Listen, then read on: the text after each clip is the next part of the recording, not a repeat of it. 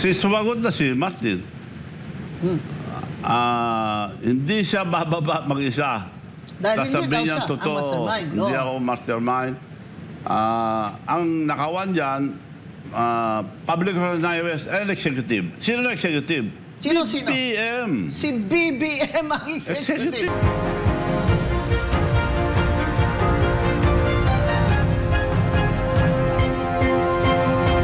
Punta tayo sa ating paboritong topic.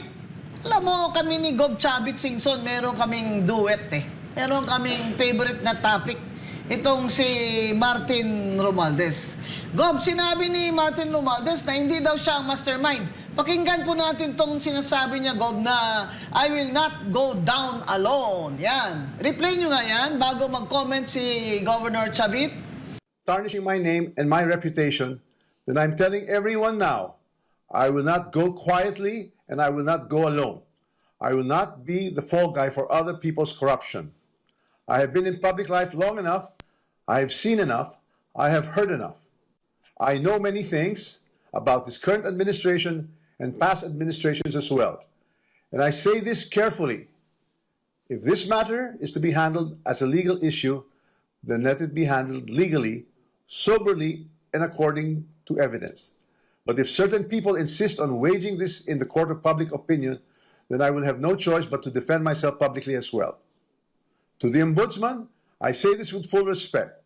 If your office truly believes in justice, then follow the sworn statements, follow the records, and follow the evidence all the way.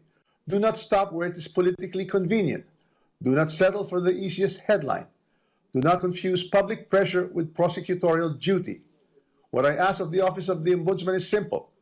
Follow the rule of law and due process. Sinasabi ni Martin Luther King Romualdez, hindi daw siya ang mastermind, Gob. Anong comment mo dito? Kung hindi siya mastermind, sinabi na niya eh. Umpisa natin. Ang ombudsman, kakasuhan namin si Martin Romualdez dahil siya tinuturong mastermind. Sumagot na si Martin. Hindi siya bababa mag-isa. Dahil hindi daw Sasabihin niya siya ang totoo, mastermind. hindi ako mastermind. Ang nakawan dyan, public organizers and executive. Sino na executive? Sino? BBM. Si BBM ang executive. Executive eh. Pero hindi niya sinasabi yung pangalan ni BBM. Panakot lang niya. Ayun, natakot sila. Palagay ko, nagka-arigluhan. But why do you say that? Palagay mo? Hindi na tinuloy. Wala nang balita. Sabi ng ombudsman, kakasuhan namin. Meron siyang department, hold order. Oh. Tapos wala na. Huminto na. Oo nga, no? Tahimik. Ombudsman Remulla, Boying. Ombudsman Boying Remulla. Pangako Sir, niya. bilib pa naman ako sa iyo. Dapat meron kayong parang weekly bulletin ng Martin Romualdez case dahil ito po yung pinaka-popular nyo na galaw ngayon. Kung gusto po ninyong tumakbo yung kapatid nyo na si DILG Secretary, dapat